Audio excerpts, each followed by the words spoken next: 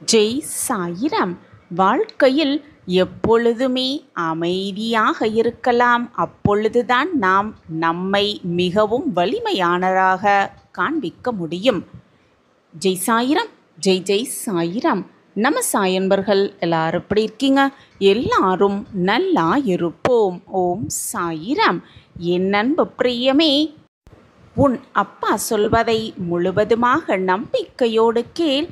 இனி நீ எடுத்து வைக்கும் எல்லா அடியும் உனக்கு வெற்றியடியாகத்தான் இருக்கும். உன் கஷ்டகாலமெல்லாம் முடிந்து உனக்கான காலம் துவங்கும் நேரத்தில்தான் இப்பொழுது நீ நின்று கொண்டிருக்கிறாய். உன்னுடைய கஷ்டகாலங்களிலிருந்து மீண்டு வரப்போகிறாய் என் பிரியமே. நம்பிக்கையோடு இரு, சந்தோஷமாக இரு. இது உன் அப்பா உனக்காகவே சொல்லும் சத்திய வாக்குதான். என் அன்பு பிரியமே, நம்பிக்கை கொள்வது தவறே இல்லை. ஆனால் தவறு செய்வது என்னவென்றால் தவறானவர்களிடம் நம்பிக்கை வைப்பது மிக மிக தவறு. சொல்லுக்கும் ஒரு சுவையுண்டு என் பிரியமே. பேசுவதற்கு முன்பாக அதை நீயே சுவைத்து பார்க்க கற்றுக்கொள். உனக்கே பிடிக்கவில்லை என்றால் மற்றவர்களுக்கு எப்படி பிடிக்கும் என்று சற்று சிந்தனை செய்து பார். பேசுவதற்கு முன்பாக 1000 முறை சிந்தனை செய். பேசிய பிறகு சிந்தனை செய்வதால் ஒரு பலனும் இருக்கப் போவதே இல்லை என் பிரியமே. எப்பொழுதுமே சந்தோஷமாக மனநிலையோடு நீ இருந்தால் மற்றவர்களையும் சந்தோஷப்படுத்துவதற்கான மனநிலை தானாகவே உனக்கு உருவாகிவிடும். என் அன்பு பிரியமே, எதற்கெடுத்தாலும் பயப்படாமல் தைரியமாக இருக்க கற்றுக்கொள். ஆம் என் பிரியமே, அந்த உண்மையை நீ புரிந்து கொண்டால் பயப்படாமல் தைரியமாக எப்படி இருக்க வேண்டும் என்ற உண்மை உனக்கு புரிந்துவிட்டால் வெற்றிகள் எப்பொழுதுமே குவிந்து கொண்டே இருக்கும் உன்னுடைய வாழ்வில். ஆம் என் பிரியமே, அதை தெரிந்து கொண்டு அதன்படி நகர்வதே உண்மையான வெற்றி. இதை விளக்கும் விதமாக ஒரு சிறிய கதையை பார்க்கலாமா? ஒரு ஊரில் 2 நண்பர்கள் சந்தோஷமாக வாழ்ந்து வந்தார்கள். பக்கத்து கிராமத்தை சேர்ந்தவர்கள் அந்த 2 நண்பர்களும். இருவருமே உழைப்பாளிகள், தின உழைப்பாளிகள். ஒரே இடத்தில் வேலை செய்பவர்கள். போதிய வருமானமே இல்லாததால் இருவருமே மிக மிக கஷ்டத்தில் வாழ்ந்து வந்தார்கள். இப்படியே அவர்களுடைய வாழ்க்கை போய்விடக்கூடாது, எப்படியாவது கடினமாக உழைத்து முன்னேறியே ஆக வேண்டும் என்று அடிக்கடி 2 நண்பர்களும் சிந்தனை செய்து கொண்டே இருப்பார்கள். 2வது நண்பருக்கு நிறைய யோசனைகள் வந்து கொண்டே இருக்கும். ஆனால் அதை செய்யவே மாட்டான். ஆனால் 1வது நண்பனுக்கு யோசனையே இருக்காது. ஆனால் செயல்முறைப்படுத்துவதற்கான ஆர்வம் அவனிடம் அதிகமாகவே இருக்கும். ஒரு நாள் இருவருமே மதிய உணவு இடைவேளையின் பொழுது வழக்கம் போல் அவர்களுடைய எதிர்காலத்தை பற்றி பேசிக்கொண்டிருந்தார்கள். எப்படியாவது ஏதாவது செய்து வாழ்க்கையில் முன்னேறிவிட வேண்டும், அவர்களுடைய வருமானத்தை உயர்த்தியே ஆக வேண்டும் என்று பேசிக்கொண்டிருக்கும் பொழுது 2வது நண்பன் ஒரு யோசனை சொன்னானாம். பேசாமல் 2 பேருமே ஒரு பசுமாடு வாங்கி பால் வியாபாரம் செய்தால் என்ன என்று யோசனை சொன்னானாம் 2வது நண்பன். கொஞ்ச நாள் கஷ்டப்பட்டா 2 பேருமே முன்னேறிவிடலாம், நிறைய வருமானமும் கிடைக்கும் என்று யோசனை சொன்னான் 2வது நண்பன். இந்த யோசனை 1வது நண்பனுக்கு மிகவும் பிடித்து போனது. 2 பேரும் நாளைக்கே ஒரு சந்தைக்கு போய் ஒரு பசு மாடு வாங்கி பால் வியாபாரம் செய்யலாம் என்று முடிவு செய்தார்கள். பிறகு அவர்களுடைய வீட்டுக்கும் சென்று விட்டார்கள். அடுத்த நாள் 1வது நண்பன் சொன்ன நேரத்திற்கு மாட்டு சந்தையில் தன்னுடைய 2வது நண்பனுக்காக காத்து கொண்டிருந்தான். காலையில் வந்தவன் மாலை வரை காத்திருந்தான். 2வது நண்பன் வரவே இல்லை. சரி, இதற்கு மேல் அவனுக்காக காத்திருக்க வேண்டாம் என்று தான் கொண்டு வந்திருந்த காசுக்கு தகுந்தாற்போல ஒரு பசுமாட்டை வாங்கிவிட்டு தன்னுடைய வீட்டுக்கும் சென்று விட்டான் முதலாவது நண்பன். அடுத்த நாளிலிருந்து கடினமாக உழைக்கவும் ஆரம்பித்தான். பசுமாட்டிற்கு புல் போடுவது, சுத்தம் பண்ணுவது, பால் கறப்பது, பாலை விற்பது, அப்படியென்று கடுமையாக உழைக்கவும் ஆரம்பித்தான் முதலாவது நண்பன். ஒரே வருடத்தில் அவனுடைய உழைப்புக்கேற்ற ஊதியமும் பெருகியது. அவனிடம் இருந்த ஒரு பசுமாடு 10 பசுமாடுகளாக மாற்றம் பெற்றது. சில வருடத்திற்கு பிறகு நல்ல ஒரு வாழ்வை வாழ ஆரம்பித்தான் முதலாவது நண்பன். ஒரு வசதியான வாழ்வை வாழ்ந்து கொண்டு இருந்தான். அவனுடைய பண்ணைக்கு மேலும் சில பசுமாடுகள் தேவைப்பட்டது. அதை வாங்குவதற்காக ஒரு கிராமத்திற்கு சென்றான் முதலாவது நண்பன். அப்பொழுதுதான் அவனுக்கு தன்னுடைய பழைய நண்பனோட ஞாபகமும் வந்தது. வந்ததே வந்துட்டோம், அப்படியே தன்னுடைய நண்பனை பார்த்துவிட்டு போய்விடலாம் என்று நினைத்து அவனும் தன்னுடைய பழைய நண்பனை பார்ப்பதற்காக சென்றான். அவன் இருக்கும் இடம் அவனுக்கு தெரியவில்லை என்பதால் சில பேரிடம் விசாரித்துவிட்டு அவன் ஒரு இடத்திற்கு சென்றான்.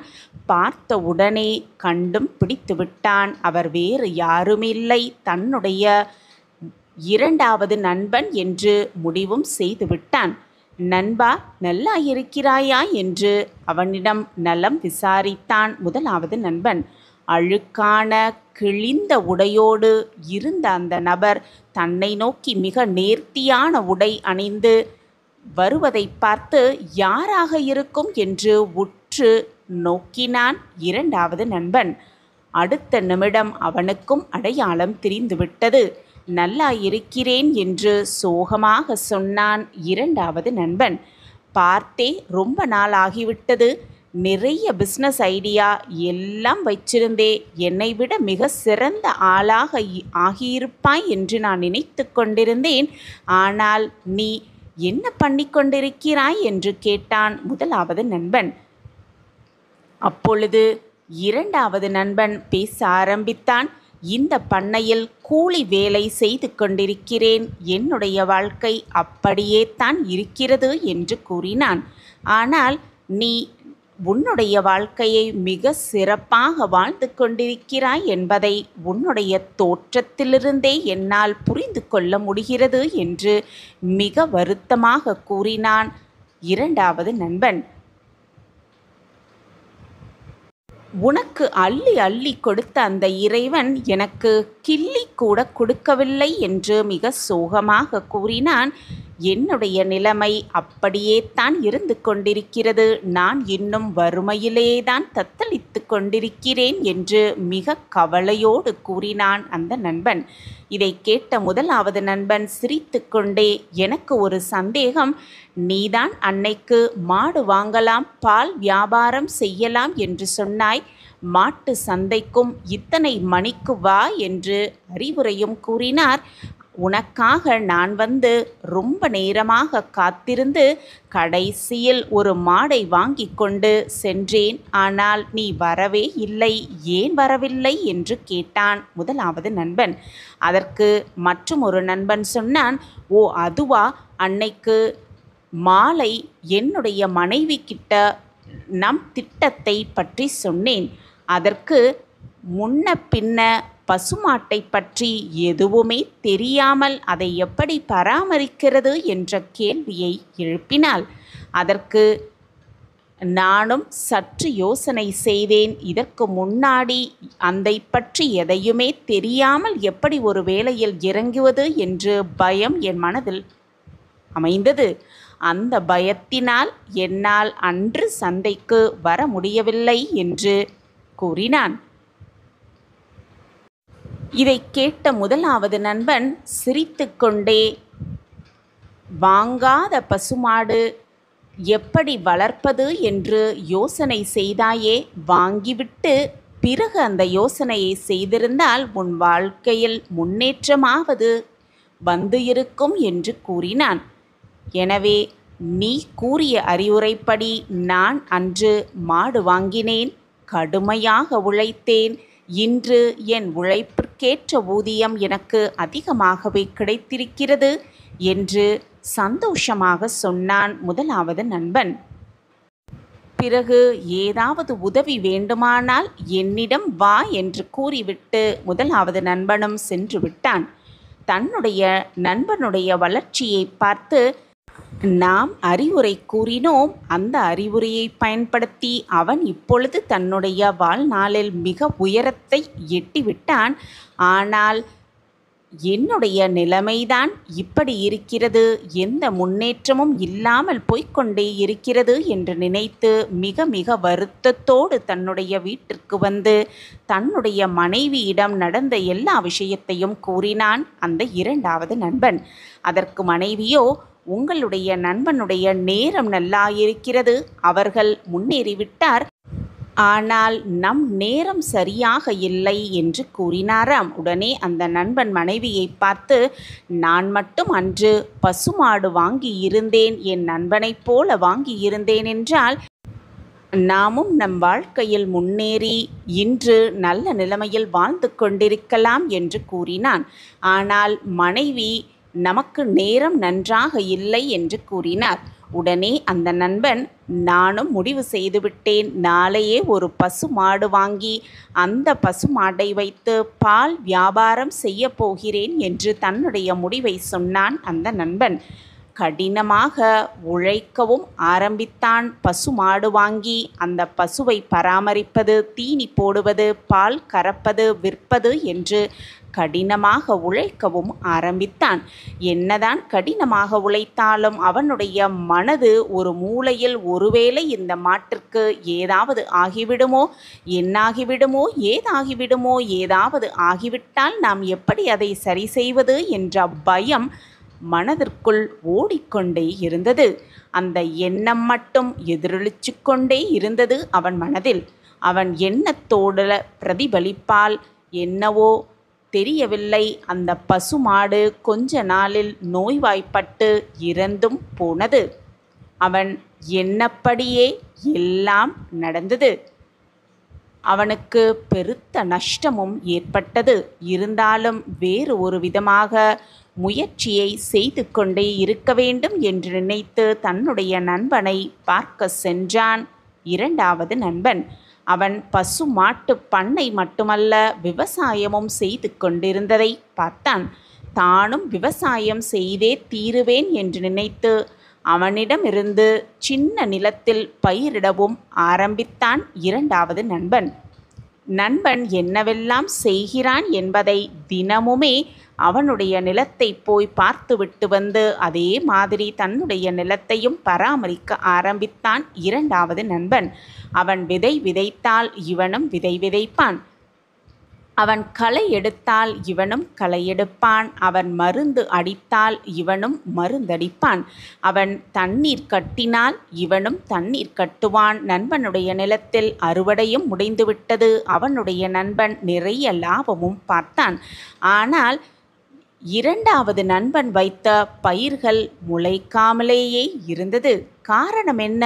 தானும் கடினமாக உழைப்பை போட்டேன் என்று மிக சோகத்தோடு உட்கார்ந்து யோசிக்கும் பொழுதுதான் அவனுக்கு ஒரு விஷயம் புரிய வந்தது. நண்பன் விதைத்த விதை நெல் விதை. ஆனால் தான் விதைத்தது மஞ்சள் விதை. நெல்லுக்கு அதிகமாக தண்ணீர் விட வேண்டும், மஞ்சளுக்கு அதிகமாக தண்ணீர் தேவைப்படாது. அதிகமான தண்ணியால் தான் நட்ட மஞ்சளெல்லாம் அழுகி போய்விட்டது என்ற விஷயம் காலம் கடந்துதான் அவனுக்கு புரியவும் வந்தது. புலியை பார்த்து பூனை சூடு போட்ட கதையாக நம் கதையும் ஆகிவிட்டது என்று நினைத்து வருந்தவும் ஆரம்பித்தான். நான் தான் ஆரம்பத்திலேயே வேண்டாம், பேசாம கூலி வேலைக்கே செய்யலாம் என்று சொன்னேனே, கொஞ்சமாவது கேட்டீர்களா என்று மனைவியும் புலம்ப ஆரம்பித்தாள்.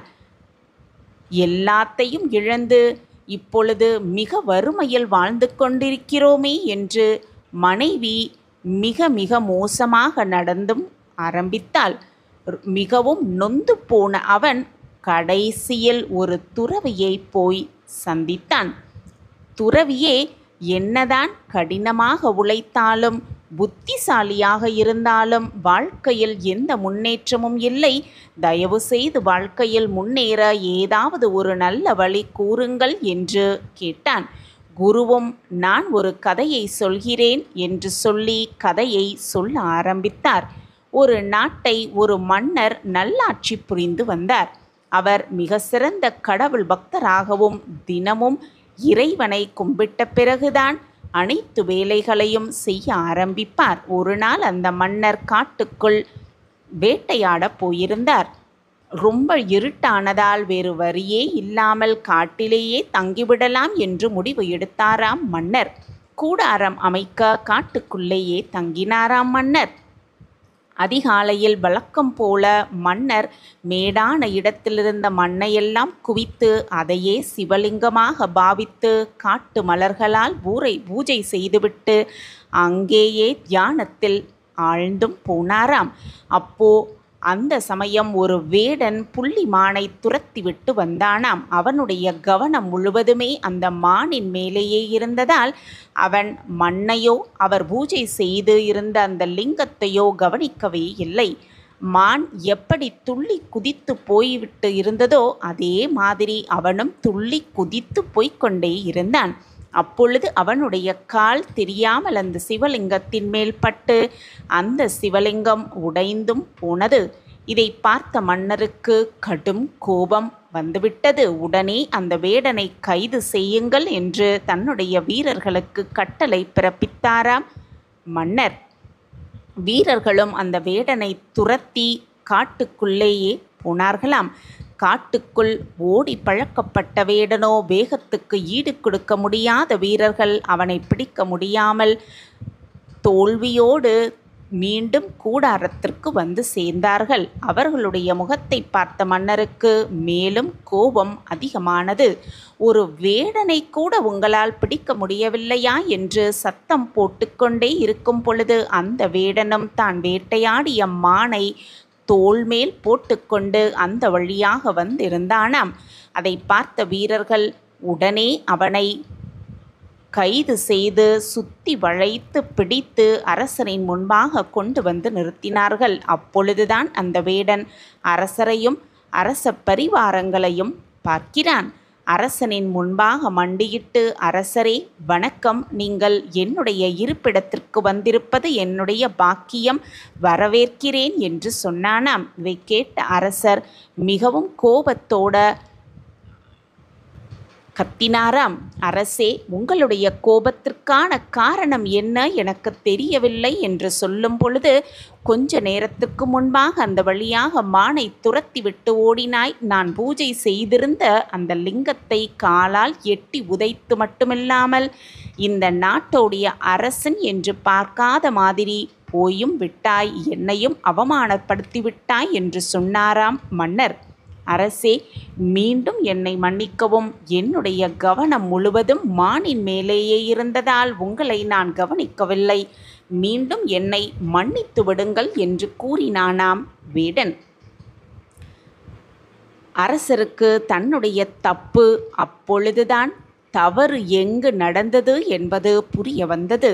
அவனுடைய கவனம் முழுவதுமே அந்த மானின் மேலேயே இருந்ததால் தியானத்திலேயே இருந்த என்னுடைய கவனமும் தியானத்திலேயும் சிந்தனையில் மட்டும்தானே இருக்க வேண்டும். எப்போ என்னுடைய கவனம் சிதறி என்று யோசித்து பார்த்த பொழுதுதான் மன்னருக்கு ஒரு விஷயமே புரிய வந்தது. தவறு எல்லாம் தன்னுடையதுதான் என்று இதை புரிந்து கொண்ட மன்னன் வேடன் கிட்ட மனசார மன்னிப்பும் கேட்டாராம். நிறைய சன்மானங்களோடு அவரை அனுப்பியும் வைத்தாராம் மன்னர். இதை அந்த துறவி கதையை இப்படி சொல்லி முடித்தார் அந்த இரண்டாவது நண்பனிடம். அந்த மன்னரோட கவன சிதறலுக்கு என்ன காரணம் தெரியுமா? புதிய சூழ்நிலை, காட்டு விலங்குகளால் உயிருக்கு ஆபத்து ஏற்பட்டு விடுமோ என்ற பயம், அந்த காட்டுக்குள் விலங்குகளுடைய சத்தம். இதனால் அவருடைய வேலையில் அவரால் முழு கவனத்தை செலுத்த முடியவில்லை. அதே மாதிரிதான் நீயும். உனக்குள் இருக்கும் சந்தேகம், அவநம்பிக்கை, எதிர்மறையான சிந்தனை உன்னை உன்னுடைய சுத்தி இருக்கும் நண்பர்களுடைய எதிர்மறையான எண்ணங்களுடைய தாக்குதல்கள் இதுதான் உன்னுடைய தோல்விக்கு காரணம். அதான் நீ புத்திசாலியாக கடின உழைப்பை உழைத்தாலும் கூட அனைத்தும் உன்னுடைய தோல்விக்கு காரணமாக ஆகிவிட்டது. உன்னுடைய நண்பன் அந்த வேடனை போல அவனுடைய கவனம் முழுவதுமே அவனுடைய லட்சியத்தில் இருந்ததால்தான் அவனால் வெற்றி பெற முடிந்தது. உன்னுடைய எதிர்மறையான எண்ணங்களை விட்டுவிட்டு நேர்மறையான எண்ணங்களோடு உன்னை சுற்றி இருக்கும் மனிதர்களுடைய எதிர்மறையான எண்ணங்களை காதில் வாங்கிக் கொள்ளாமல் கடினமாக உழைத்தால் நீயும் வாழ்க்கையில் நிச்சயமாக முன்னேறலாம் என்று கூறினாராம் துறவி. அவனும் தன்னுடைய தவறுகளை உணர்ந்து துறவிக்கு நன்றியும் சொல்லிவிட்டு வாழ்க்கையில் நேர்மறையான எண்ணத்தோடு முன்னேறினான். கனவு காண்டால் நிச்சயமாக நேர்மறையோரு சிந்தனை செய்தால் பயமில்லாமல் இருந்தால் அனைத்தையும் மிக சுலபமாக எட்டி பிடித்து விடலாம் என்பதற்கு இது முழுமையான சாட்சி. நேர்மறை சிந்தனையோடு அவநம்பிக்கை இல்லாமல் நம்மால் முடியும் என்ற எண்ணத்தோடு உழைத்தால் முடிக்காத காரியத்தையும் முடித்து வைக்கும் அந்த நம்பிக்கையே என்பதை மனதில் நிறுத்திக்கொண்டு ஜெயிக்கலாம், வெற்றி பெற வேண்டும் என்ற நேர்மறை சிந்தனையோடு உழைத்தால் நமக்கானது நிச்சயமாக ஏதாவது ஒரு ரூபத்தில் நம்மிடம் வந்து சேரும் என்பதே நிச்சயமான உண்மை. எனக்கு கிடைத்திருக்கும் இந்த வாழ்க்கையை எனக்கு வேண்டாம் என்று சொல்லும் அளவிற்கு தினம் தினம் ஏதாவது ஒரு கஷ்டம் ஏதாவது ஒரு ரூபத்தில் எனக்கு வந்து கொண்டே இருக்கிறதே சாயிநாதரே, நான் எப்படி நம்பிக்கையாகவும் பொறுமையாகவும் காத்திருக்க முடியும் என்று புலம்பாதே என் குழந்தையே. நான் உனக்கு பலமுறை கூறிவிட்டேன் குழந்தையே, இந்த உலகத்தில் உள்ள அனைவருக்கும் கஷ்டங்களும் சந்தோஷமும் மகிழ்ச்சியும் துன்பமும் மாறி மாறி வந்து கொண்டுதான் இருக்கும். இது போன்ற பிரச்சனை எல்லார் வாழ்விலும் நிகழ்ந்து கொண்டுதான் இருக்கிறது. உனக்கு பெரிதாக தெரியும் பல பிரச்சனைகள் மற்றவர்களுக்கு சிறிதாக தெரியக்கூடும். அதேபோல் உனக்கு சிறிதாக இருக்கக்கூடிய பிரச்சனைகள் மற்றவர்களுக்கு தலையாய பிரச்சனையாகவே இருக்கக்கூடும். உன்னுடைய பலத்தை நீயே நம்பவில்லை என்றால் வேறு யாரு நம்புவார்கள் உன் பலத்தை பற்றி? எனவே என் கண்மணியே, மன தைரியத்தோடும் நம்பிக்கையோடும் நிதானமாக எதிலையுமே செயல்படு. அப்பொழுது உன் மனதும் லேசாகும், உன் வாழ்க்கையும் வெற்றிகரமாகவே அமைந்துவிடும். காரியங்கள் எல்லாம் கைகூடும் நேரம் மிக அருகில் வந்துவிட்டது. உன்னுடைய நிகழ்காலம் கடினமாக இருந்தாலும் இதுவே நிரந்தரமில்லை, இதுவே நமக்கு நிரந்தரம் என்று எண்ணிவிடாதே. உன்னுடைய இந்த நிலையும் மாறும், காலங்களும் மாறும். உன் அப்பா அனைத்தையும் மாற்றி காட்டுவேன் என் பிரியமான குழந்தைக்காக. உனக்கு செய்யாமல் வேறு யாருக்கு செய்ய போகிறேன் முன்னா அப்பா? பேரும் புகழும் பெற்று எல்லா செல்வங்களும் பெற்று சகல சௌபாக்கியத்தோடு நிம்மதியாகவும் சந்தோஷமாகவும் ஆனந்தமாகவும் வாழ்வாய். இது உன் சாயப்பாவின் சத்திய வாக்கேதான். கலங்காதே என் குழந்தையே, உனக்கு நான் துணையிருப்பேன். யார் உன் உலகில் யார் உன் வாழ்வில் இருந்தாலும் இல்லாவிட்டாலும் உனக்கு துணையாக பக்கபலமாக எப்பொழுதும் உன் அப்பா உன் அருகிலேயே இருப்பேன் என்பதை மறந்து விடாதே. என் வார்த்தைகளின் மீது நம்பிக்கை வை குழந்தையே. யாரிடமும் எதை கேட்பதற்கும் தயக்கம் கொள்ளாதே. இப்படி எல்லோரிடத்திலும் எல்லா விஷயத்துக்கும் தயங்கிக் கொண்டே இருந்தால் எப்படி நீ உன் வாழ்வில் ஜெயிப்பாய்? தன்னம்பிக்கையோடு இரு, நம்பிக்கையோடு இரு. உன் அப்பா இருக்கிறேன். என் வார்த்தைகளை எப்பொழுதும் மறந்து விடாதே. தைரியமாக இரு. உன் மனவேதனையாக இருந்தால் சட்டென என் கையை பற்றிக்கொள். நான் இருக்கிறேன் உனக்கு துணையாக. என் அன்பு பிரியமே, கலங்காதே. உனக்கான பாதையை நான் உருவாக்கிவிட்டேன். அதை உருவாக்கிய பிறகு அதை உன் கண்முன்னே காண்பிப்பேன். நீ எதிர்பார்க்காத அற்புதத்தை எதிர்பாராத நேரத்தில் உன் கண்களுக்கு காண்பிப்பேன். அந்த அற்புதத்தை நிகழ்த்தியும் காட்டுவேன். அதற்கான முதல் அறிகுறியாக இன்று இரவுக்குள் ஒரு அதிசயத்தை நீ உணர்வாய். உணர்ந்து கொள்ளும் தருணத்தையும் நான் உருவாக்கிவிட்டேன். அப்படி நான் உனக்காகவே உருவாக்கிய அந்த பாதையில் நீ செல்லும் பொழுது எதிரிகள் யாருமே அங்கு இருக்க மாட்டார்கள். தடைகள் ஏதாவது உன் கண்முன் தெரிந்தாலும் அது வந்த வழி தெரியாமல் விலகிவிடும். உன் வாழ்க்கையில் என்ன பிரச்சனை இருந்தாலும் அது முற்றிலுமாக தீர்ந்துவிடும். உன்னுடைய கஷ்டகாலமெல்லாம் தீர்ந்து சந்தோஷ காலம் உன்னை நெருங்கிவிடும். சகல சௌபாக்கியங்களும் உனக்கு கிடைக்கும் என் குழந்தையே. நீ எதிர்பார்ப்பது அனைத்தையும் உனக்கு கொடுப்பதுதானே என்னுடைய கடமை. அந்த கடமையிலிருந்து நான் மீறவும் மாட்டேன், உன்னை கைவிடவும் மாட்டேன். நம்பிக்கையோடு இரு. கண்களை மூடிக்கொண்டு இதை முழுவதுமாக கேள். இந்த நொடியிலிருந்து உன் துன்பங்கள் எல்லாம் முடிந்து உனக்கான நல்ல காலம் பிறக்கும். உன் வாழ்க்கை இன்பமயமான வாழ்க்கையாக மாறத்தான் போகிறது. இனி உன் வாழ்வில் எல்லாம் சுகமாக மாறும்.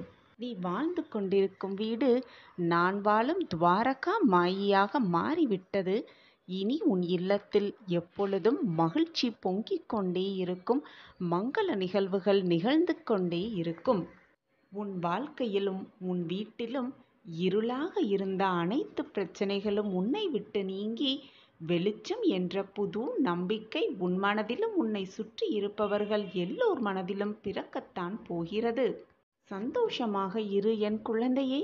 இந்த நிமிடத்தை அனுபவித்து வாழ். வரப்போவதை நினைத்து பயப்படாதே.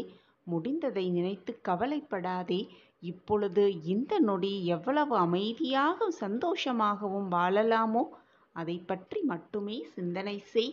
அடுத்த நொடி என்ன நடக்கும் என்பது இந்த உலகத்தில் உள்ள அனைவருக்குமே ஒரு சுவாரஸ்யமான ஆச்சரியமான நிகழ்வுகளாகத்தான் இருக்கும்.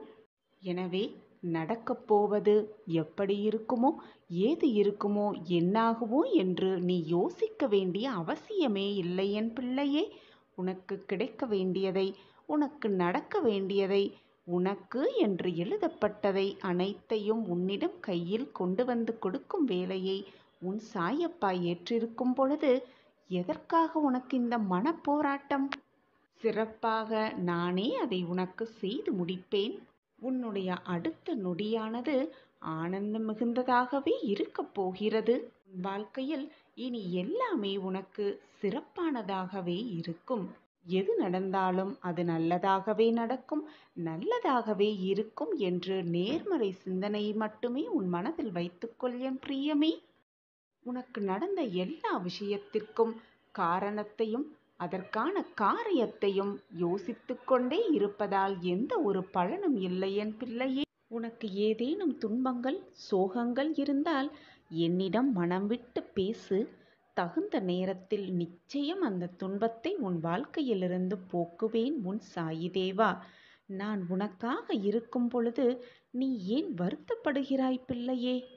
நீ விரும்பிய வாழ்க்கையை வாழத்தான் போகிறாய். உன்னோடு நான் இருப்பதை உணர்ந்து கொள்ளும் நேரத்தையும் நீ அனுபவிக்கத்தான் போகிறாய். இனி மனதை போட்டு குழப்பாதே, கலங்கி நிற்காதே. எந்த சூழ்நிலையிலும் நான் உன்னை கைவிட மாட்டேன் பிள்ளையே. நினைப்பது எல்லாம் நிறைவேறவே இல்லையே என்று நம்பிக்கையின்றி நாட்களை வீணடித்து கொண்டே இருக்காதே. நான் உன்னுடன் இருக்கிறேன். உனக்கான வேலையை திறம்பட செய்து கொண்டே இரு. உன் வாழ்வில் என்ன நடக்க வேண்டும், எப்படி நடக்க வேண்டும், என்று நடக்க வேண்டும் என்பதை நான் தீர்மானித்து விட்டேன். என் திட்டப்படிதான் எல்லாம் ஒவ்வொன்றாக உன் வாழ்வில் நிகழ்ந்து கொண்டிருக்கிறது. உன் வாழ்வில் நடப்பது அனைத்தும் என் உத்தரவுப்படியே நடந்து கொண்டிருக்கிறது என்பதை புரிந்து கொண்டு செயல்படு என் பிள்ளையே. கண்ணிமைக்கும் நேரம் போதும் அனைத்து காட்சிகளையும் மாற்றிவிடும் எனக்கு உன் வாழ்க்கையை திறம்பட மாற்ற முடியாமல் இல்லாமல் இல்லை. நான் உனக்கு தகுந்த நேரத்தில் நிரந்தர நன்மையை கொடுப்பதற்காகவே யோசித்து கொண்டிருக்கிறேன். அந்த காலம் நேரம் எல்லாம் கூடி வரும் பொழுது நிச்சயமாக நான் உன் வாழ்க்கையை மேலோங்க செய்வேன். நீ தேடி சென்ற காலமெல்லாம் விலகி அனைத்துமே உன்னை தேடி உனது வருகைக்காக காத்திருக்கும் நேரம் வந்துவிட்டது. இனி கவலைகளுக்கு என்றுமே உன் வாழ்வில் இடம் கொடுக்காதே. மனம் தளராதே. கண்ணீரை வீணாக வீணடிக்காதே. சாயி தேவா, நீங்கள் என் கூடவே இருந்தும் எனக்கு ஏன் இவ்வளவு சோதனைகள், என்று நீ வருந்துகிறாய். என்னிடம் கேள்விகளாக பல கேள்விகளை கேட்கிறாய். என் குழந்தையே, உன்னுடைய இந்த சோதனைகள் ஒரு நல்ல வாழ்க்கைக்கு உன்னை அழைத்து செல்லவே என்பதை நம்பு. நீ உன் வாழ்க்கையை எப்படி வாழ வேண்டும் என்பதை கற்றுத்தரும் ஒரு பாடமாகவே இந்த சோதனைகளெல்லாம் இருக்கிறது என்பதை புரிந்து கொள் கண்மணியே.